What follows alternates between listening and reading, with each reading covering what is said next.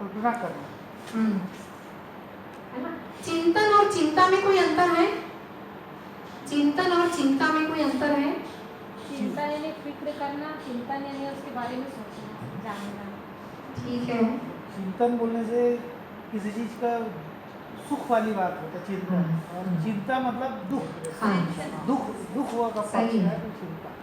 जब दुखी हैं तो चिंता करेंगे, और चिंतन कब करेंगे? जब हम कुछ सोच रहे हैं, अच्छा सोच रहे हैं।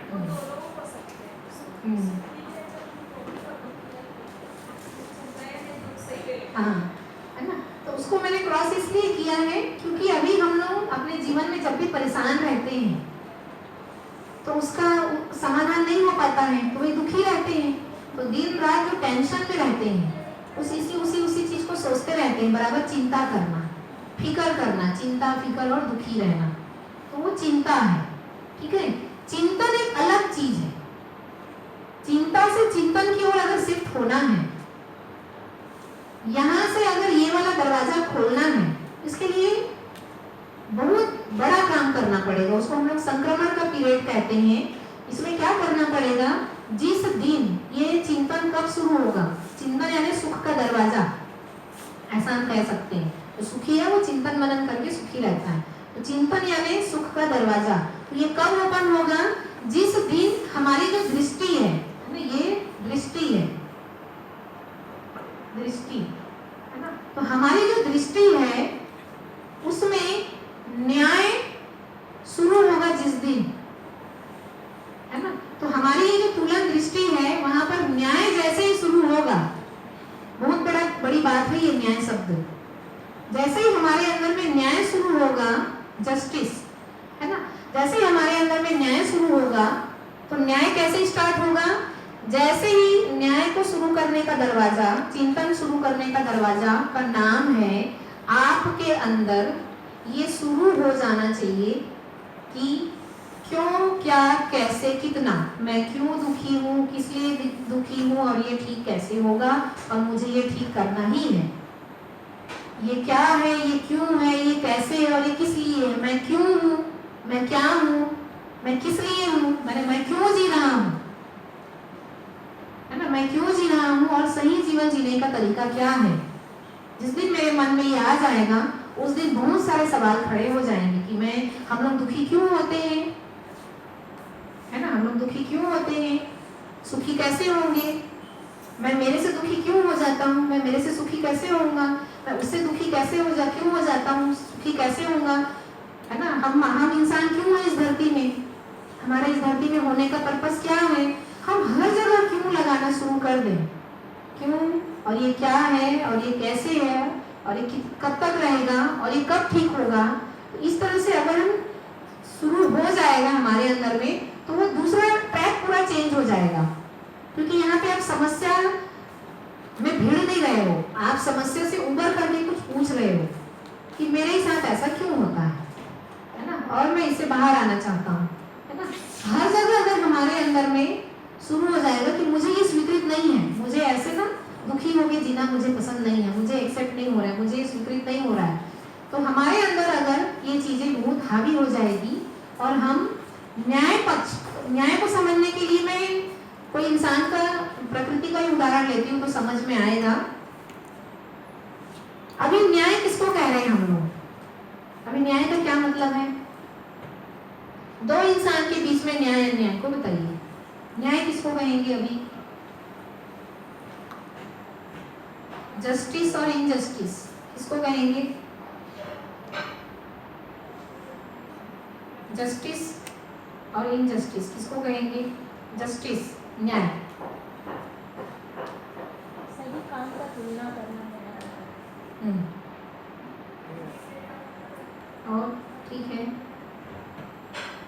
न्याय, जस्टिस, ह्यूमन बीइंग के बीच में जस्टिस, ह्यूमन रिलेशन में जस्टिस, अदर्स को हार्म नहीं करना। हाँ ठीक है, सिस्टमैटिक अप्रोच लाइफ, ठीक है, नुकसान नहीं करना, ठीक है, किसी के हितों की सुरक्षा करना, ठीक है। अब संबंधों में जोड़ के बताइए, दो इंसान के रिलेशन में, उसमें जोड़ के उदाहरण दीजिए, संबंध, रिलेशन।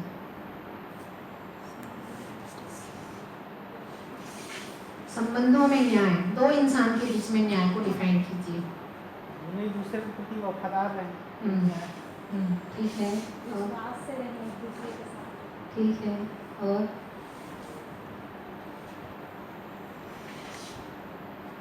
रिलेशन में, ह्यूमन रिलेशन में जस्टिस डिफाइन करिए, है ना? ठीक है, तो आप लोग जो कह रहे हैं सब सही है अपनी जगह, मेरा उत्तर मेरे अपने शब्दों में रहेगा, है ना? इसको समझेंगे, न्याय का मतलब अभी क्या है, दो इंसान के बीच में, है ना? अब यहाँ पे ये कर लेते हैं न्याय का अर्थ क्या होगा। अब न्याय शब्द को समझते हैं, फिर हम बात करेंगे।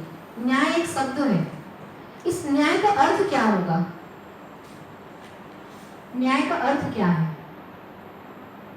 न्याय एक शब्द है, जैसे पानी एक शब्द है, पानी का मीनिंग क्या है?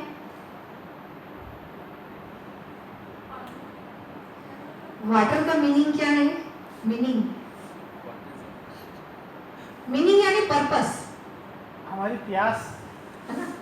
प्यास बुझाना, प्यास बुझाना हमारी जरूरत है वो। ठीक है, हमारी प्यास। ठीक है ना? पानी का मीनिंग है प्यास बुझाना, पर्पस, मीनिंग मीन्स उसका पर्पस।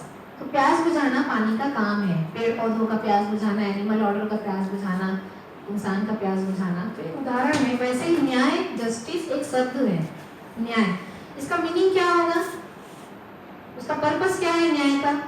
न्याय शब्द का इस्तेमाल हम लोग क्यों करते हैं, उसका अर्थ क्या है?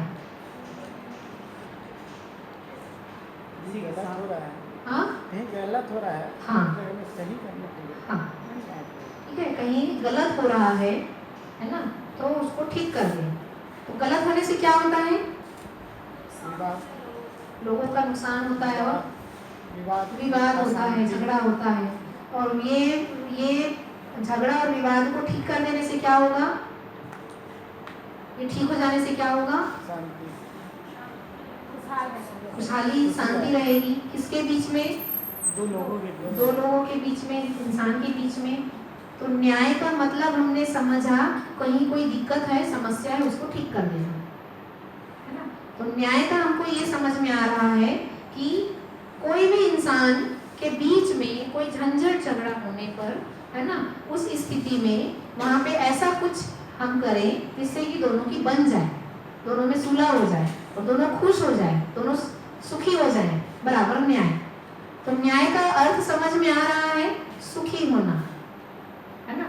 तो न्याय मीन्स सुख, इस रूप में हम समझ रहे हैं, ठीक है? तो ये है न्याय का मीनिंग, है ना? सही के अर्थ में जीना, या हम सही हो जाएं, है ना, बराबर न्याय। सही के अर्थ में जीना बराबर न्याय, या हैप्पीनेस के साथ जीना बराबर न्याय।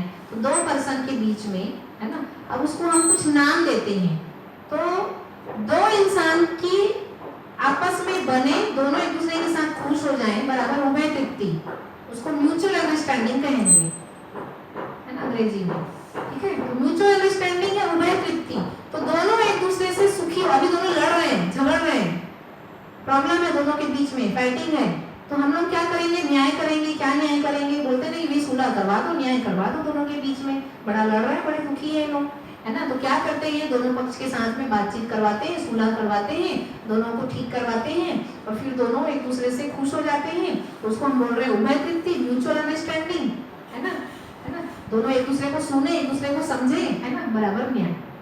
तो न्याय की परिभाषा है उभय तृप्ति बराबर न्याय बराबर सुख, म्यूचुअल अंडरस्टैंडिंग बराबर हैप्पीनेस, है ना? तो इस तरह से हम देखेंगे कि न्याय,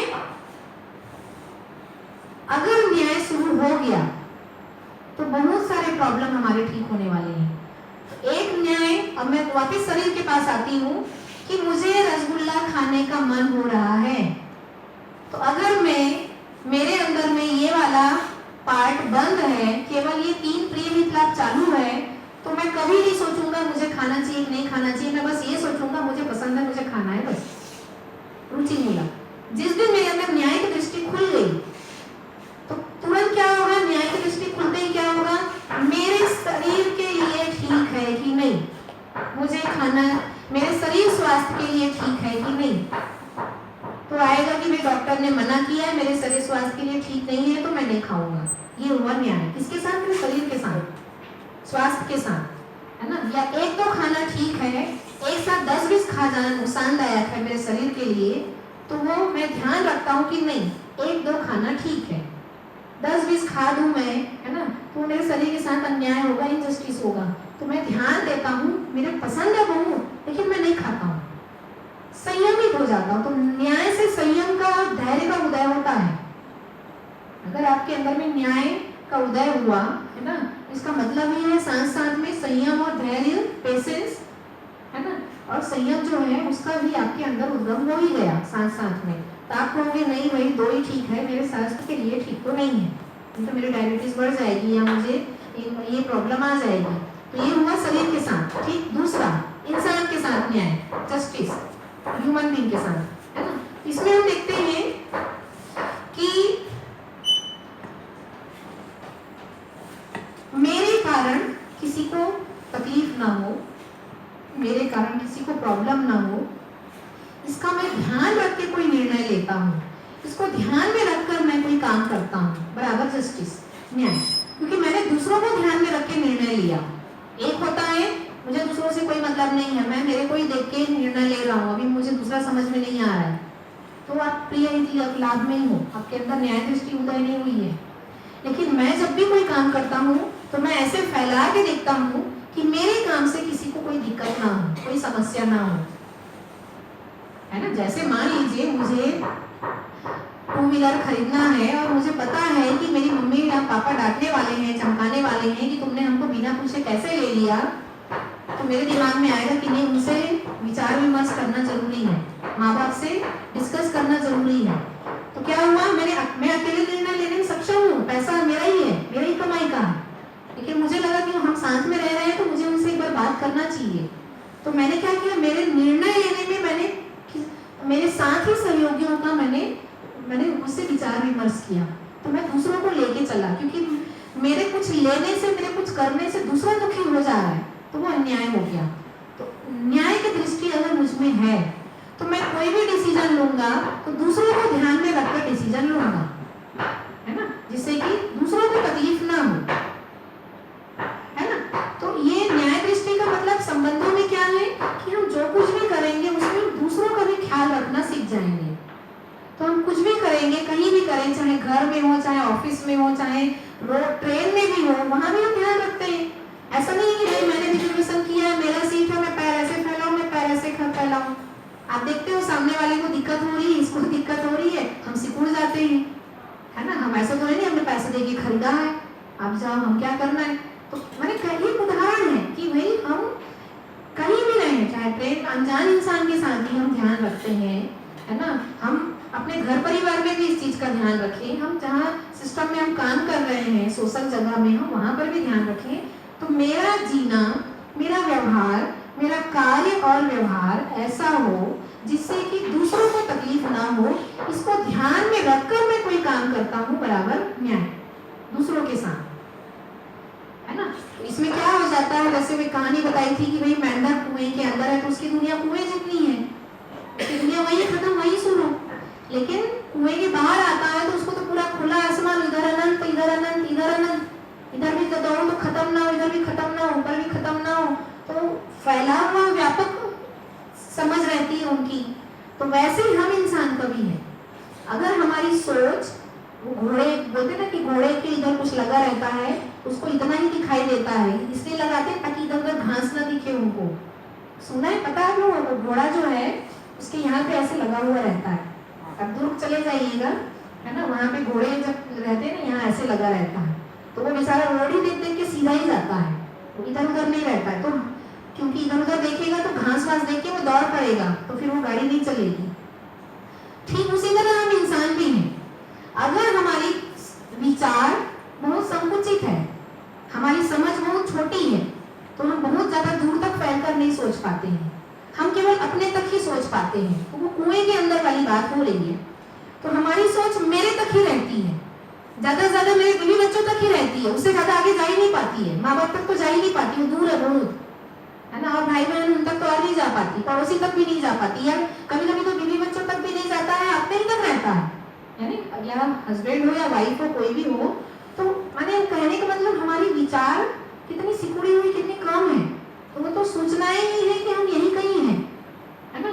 तो हमारा विचार जो है वो फैल पाए, मेरे किसी भी कार्य, मेरे किसी भी व्यवहार से किसी को नुकसान हो रहा है कि नहीं, मैं ये केयर कर पाता हूँ, ध्यान रख पाता हूँ कि मेरे ये काम से, है ना, किसी को नुकसान नहीं होगा। ये ध्यान रख पाने का नाम ही है मेरा जो तुलन दृष्टि है। ये जो न्याय की बात कर रहे हैं ना, ये कंपेयर में आ रहा है, ये तुलन में आ रहा है, कंपेयर करना, है ना, तौलना, वहीं पर आ रहा है। तो वहां पर जो मेरी दृष्टि है वो न्याय की है। तो न्याय की परिभाषा है म्यूचुअल अंडरस्टैंडिंग या उभय तृप्ति बराबर उभय सुख बराबर न्याय। तो ये उदय होना का ही अर्थ है आपके अंदर, ये है चिंतन। जो भी हमने बोला ना, चिंतन, मैं जो कुछ भी कर रहा हूँ उससे दूसरे को नुकसान हो रहा है कि नहीं, मेरे लिए ठीक है कि नहीं, दूसरे के लिए ठीक है कि नहीं, सबके लिए ठीक है कि नहीं, मैं ये सारे आयामों में देख करके जो सोचता हूँ वो है चिंतन। सही जीने की आशा, सही करने की आशा, सही बनने की आशा, अच्छा बनने की कल्पना, आशा में मेरे अंदर में जो क्रिया चलती है उसका नाम है चिंतन। मैं ऐसा जीऊं, मैं ऐसा करूं जिससे मेरे लिए भी ठीक हो, दूसरों के लिए भी ठीक हो, है ना। और जहाँ उलझन है, जहाँ समस्या है, उसको ठीक करने के लिए चिंतन मनन की नहीं, ये ठीक तो नहीं है, मुझे इसको समझना है, इसको ठीक करना है। तो यहाँ से फिर चिंतन का दरवाजा यहाँ से खुलता है। तो उसके लिए क्यों लगाना पड़ेगा, समझना पड़ेगा। हर चीज को समझने की जिज्ञासा अगर मुझ में है तो वो हो पाएगा। ठीक है, फिर ये आगे की बात है, धीरे धीरे, काफी लंबी चर्चा है इसमें, तो मैं न्याय तक अभी आप लोगों के लिए काफी है। तो संबंधों में अगर हम देखने जाएं तो फिर ये मेरी क्रिया जो है वो धीरे धीरे प्रिय हित लाभ, फिर न्याय की दृष्टि खुलते ही, जैसे जैसे जैसे न्याय वाला पक्ष मेरा बड़ा होगा, धीरे धीरे वो धर्म सत्य वाला अपने आप आगे ऑन फ्यूचर में वो अपने आप खुल जाएगा, वो अपने आप ठीक हो जाएगा। अब तो बस कहते ना गृह प्रवेश हो गया, अब आगे महल मिलेगा, पूरा दुनिया मिलेगा, वो धीरे धीरे होगा। लेकिन शुरुआत की जो लंबा सफर है वो न्याय का है ना। तो वहां से फिर हम सतर्क होके जीना शुरू कर देते हैं, सजग होके जीना शुरू कर देते हैं। पहले मैंने कहा गलती करने के बाद पता चलना, तो यहाँ पर हम कहाँ शिफ्ट हो जाएंगे, गलती करने के पहले ठीक कर लेना और फिर काम करना। अब मेरे से गलती नहीं होगी, मैं सोच समझ के काम करूंगा। ठीक है, पहुंच रही बात। तो ये हम जो बात कर रहे हैं वो क्या बात कर रहे हैं कि मानव को समझना है, स्वयं को समझना है। तो मैं स्वयं रूप में, मैं जीवन रूप में, मैं के रूप में मैं क्या हूँ, तो मेरे अंदर के हाथ पैर अंग अवयव कैसे हैं, तो मेरे अंदर ये इतनी सारी चीज है, उसमें से इतनी जो चीजें हैं 4.5, ये मान्यताओं के आधार पे चालित है ना। और हम उस आधार पे जी रहे हैं, चल रहे हैं। अगर हमको ये ठीक करना है, इन चीजों को भी आगे बढ़ाना है, तो उसके लिए हमारे अंदर में जो 6 दृष्टि हमारे अंदर है, ये दबी हुई है, उसमें से हम न्याय पक्ष को खोलना शुरू करें। तो न्याय पक्ष तभी खुलेगा जब हमारे अंदर में स्वयं और दूसरों के हित को ध्यान में रखकर, न्याय दृष्टि को ध्यान में रखकर अगर हम कोई काम करना शुरू करेंगे और हमारे जीवन में समस्याओं से बाहर निकलने के लिए मेरे मन में मैं क्यों जी रहा हूँ, मैं किस लिए हूँ, अपने बारे में सवाल उठना शुरू होगा, पूरी मानव जाति के बारे में सवाल उठना शुरू होगा, पूरी धरती के बारे में सवाल उठना शुरू होगा। वहां से चिंतन शुरू होगा क्यों है, और वो शुरू होगा तो मतलब फिर वो उत्तर मिलना, फिर उसमें उसकी निरंतरता होने पर वो शुरू होगा, है ना।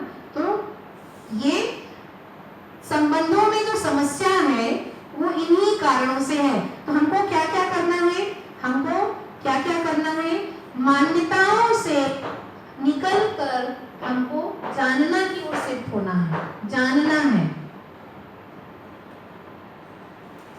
ना। तो जानना क्या चीज है, जानने के लिए क्या करेंगे, ये क्यों है, ये क्या है ना, ये कैसे है और ये कितना है, ये हमारे अंदर शुरू हो जाएगा। तो हमको क्या करना है, हमको यहाँ शिफ्ट होना है, यहाँ जानने की ओर हमको अपने आप को यहाँ शिफ्ट करना है, जानना है, मानना नहीं है। तो मेरी पूरी क्लास कहाँ पर है, मानना नहीं है, जानना है। मानने से हम जानने की ओर शिफ्ट हो पाए, इसलिए हम सारी चर्चा करते हैं। तो मेरी भी जितनी भी बात हो रही है क्लास में, उसको भी सुन करके जांचने की आदत डालें। मैं जो बोलती हूँ ना यहाँ पर, उसको सुन करके मान ना ले, सुन करके चेक करें कि जो बोल रहे हैं वो ठीक है कि नहीं। जैसे ही लगेगा ठीक नहीं है, तुरंत सवाल करें, क्यों, क्या, कैसे, कितना, मुझे समझ में नहीं आया, मुझे ये ठीक नहीं लग रहा है ना। तो ये हुआ जानना, है ना। तो हम अपने लाइफ में क्या स्वभाव बनाए, हर चीज को जानने की आदत बनाए। तो ये ठीक है भैया, वो अच्छा बोल रही है, तो ये जो बोल रही है अच्छा बोल रही है, मान ली, तो मानोगे तो आस्था में फंसोगे। मान के जीना बराबर आस्था। नहीं भैया तो अच्छे हैं, इतना अच्छा बोल रहे हैं, सही है, तो आप कॉन्फिडेंस नहीं बढ़ेगा। तो ये जो बोलते ना कि कई लोग बोलते हैं कॉन्फिडेंस डेवलप करना है ना, आत्मविश्वास बढ़ाना है, मेरे अंदर कम है, मेरे अंदर कम है, इसको बढ़ाना है। तो आत्मविश्वास बढ़ाने के लिए क्या करना पड़ेगा, आत्मविश्वास बढ़ाने का फार्मूला यही है, आप मानने से जानने की ओर शिफ्ट हो जाइए। आप हर चीज को जानने की आदत बनाओ। जैसे मेरे दिमाग में भूत चढ़ा था, ये भगवान मानने में थे, मान्यता थे, भगवान क्या चीज है, भगवान क्यों है, भगवान क्या है, कैसे है, कितना है, किधर है, क्या कर रहे हैं, तो वो जानने की जिज्ञासा, मिला उत्तर, है ना। तो उसी तरह से पीछे लग जाओ कि ये मेरे को समझना है, चाहे कितना भी विरोध आ जाए, कोई कितना भी कुछ कर ले, अरे फालतू पूछ रहे हो, नहीं मुझे जानना है, चाहे कुछ भी हो जाए, है ना। जैसे चमत्कार नाम की चीज है कि नहीं, होता है कि नहीं, कुछ भी है। तो जहाँ मान्यताएं हैं वहां पर हमको मान्यताओं से अपने आप को जानने की ओर शिफ्ट करना है।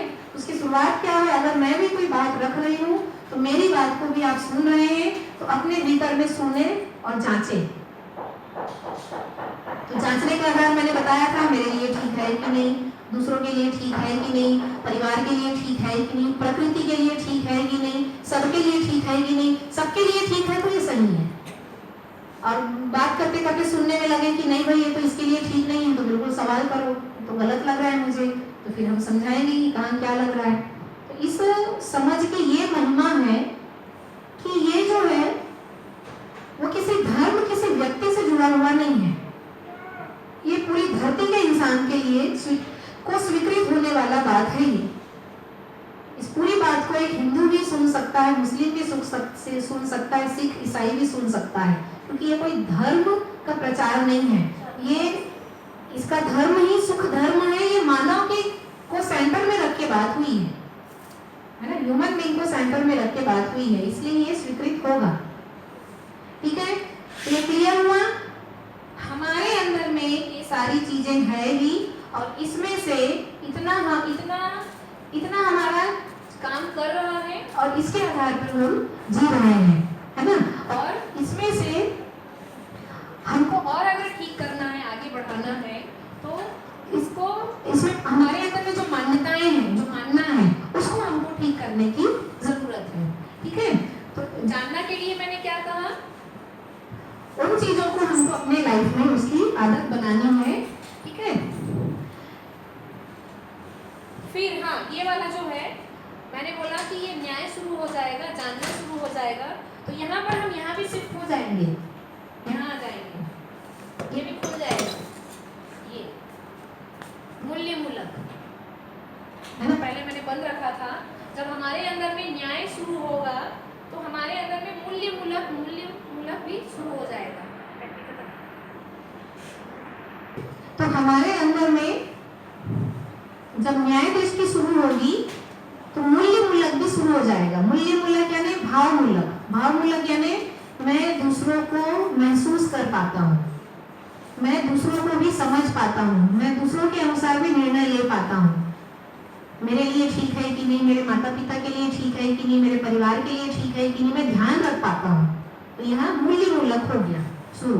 मूल्य यानी भाव, फीलिंग, मैं दूसरों की फीलिंग को भी समझ पाता हूँ, मैं दूसरों के अनुसार भी अपने जीवन में कुछ निर्णय ले पाता हूँ, मैं उसका ख्याल रख पाता हूँ। तो इस आधार पे हमने मूल्य मूलक कहा है।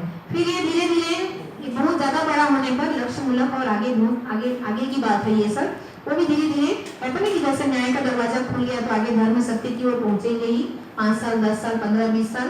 वैसे इसमें भी अगर आपका ये बहुत गहरा हो गया मूल्य मूलक, है ना, तो वो आप लक्ष्य मूलक तक, लक्ष्य मूलक क्या है, इसमें आप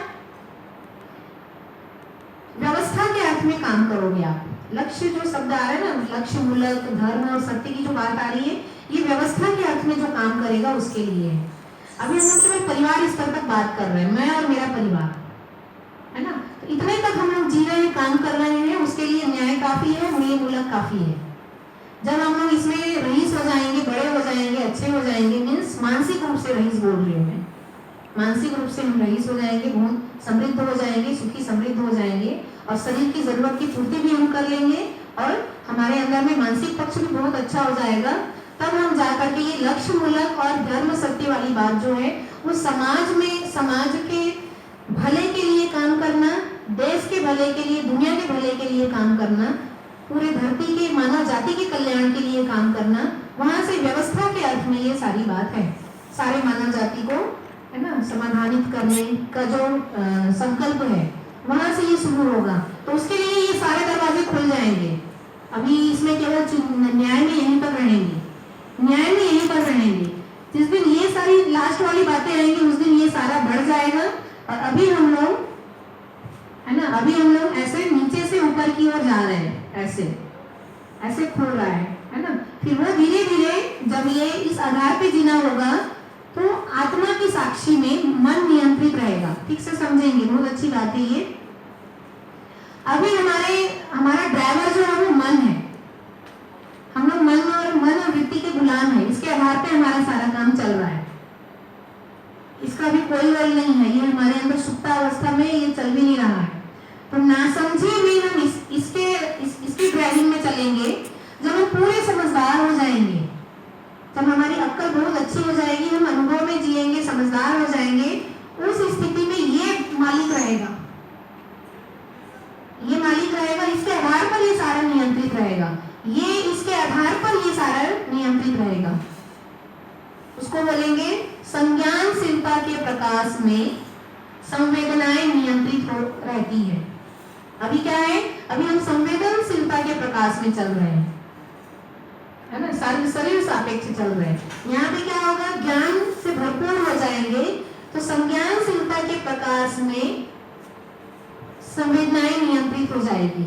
नियंत्रित होने में, है ना, उनका शरीर स्वास्थ्य के अर्थ में जीना, शरीर को बिल्कुल कोई कहना चाहिए, उनके सेहत के अर्थ में ही उनका सारा खाना पीना जीना हो जाएगा। उनका खान पान, रहन सहन बहुत सादगी भरा कहें, या शरीर के सेहत के अर्थ में रहेगा। और उनका विचार और व्यवहार जो है वो स्व और सर्व शुभ के अर्थ में हो जाएगा, है ना। तो ये मालिक हो जाएगा और ये सब उनके अनुसार चलेंगे, तो ये पूरा उनके कंट्रोल में हो जाएगा। अभी कहते हैं ना मन का घोड़ा, तो वो जो है मन मेरे हाथ में, आत्मा के वश में आ जाएगा, और आत्मा जो है उनके अनुसार ये सारी चीजें चालित होगी। तो वो कब होगा, जब हम पूर्ण समझदार हो जाएंगे, हमारे अंदर ये सारी क्रियाएं जब जागृत हो जाएगी, तो बोध, संकल्प, है ना, अनुभव, प्रमाण, ये काफी बड़ी बात है, अच्छी बात है। विपंबरा यानी समझना, समझ अभी हमारी समझ भी विकसित नहीं हुई है। ठीक है, तो ये क्रिया हमने क्यों समझा, इसलिए समझा क्योंकि हमको ये मालूम हो कि सामने वाले को समझने में और खुद को समझने में मैं कहाँ फंसा हुआ हूँ। तो मेरे अंदर फसावट कहाँ है, तो मेरे अंदर फसावट यही है कि मैं मान्यताओं में जी रहा हूँ। जैसे मैं इतने दिन से मान्यता शब्द यूज कर रही हूँ, लेकिन ऐसे ड्राइंग से आपको समझ में अच्छे से आएगा कि मान्यता का मतलब है हमारे अंदर में हम थोड़ी ही चीजें जागृत है, उसके आधार पे हम जी रहे हैं, और बाकी जो और भी ज्ञान की अच्छी चीजें हमारे अंदर है, वो सब है अभी हमारे अंदर, लेकिन वो बंद है, जागृत नहीं हुआ है। तो जागृत शब्द सुना होगा आप लोगों ने, तो हमारे अंदर आंतरिक जागृति नहीं हुई है, कहेंगे उसको, अंदरूनी जागृति नहीं हुई है ना। तो अंदरूनी जागृति क्या करेंगे, अंदरूनी जागृति, तो ये सारी चीजें हैं, उसमें से इतना जागृत है और इतने में हमारा काम चल रहा है। तो हमको क्या करना है, स्वयं को समझने के लिए, दूसरों को समझने के लिए हमको जीवन रूप में अपने आप को देखना है कि मैं क्या वाकई बहुत मान के जी रहा हूँ, मान्यताओं में जी रहा हूँ। उसको ठीक करने के लिए दूसरों को समझना, स्वयं को समझना तभी होगा जब मैं स्वयं को समझ जाऊंगा, स्वयं के स्वरूप को समझ जाऊंगा। मैं चेक करूंगा कि मैं कहाँ पर जी रहा हूँ, कैसे जी रहा हूँ। तो चयन भी जो हम करते हैं, चयन यानी सिलेक्शन, फाइनल लेना है कि नहीं लेना है, वो भी हम मान्यताओं के आधार पे करते हैं। उसको भी हमको ठीक करना है।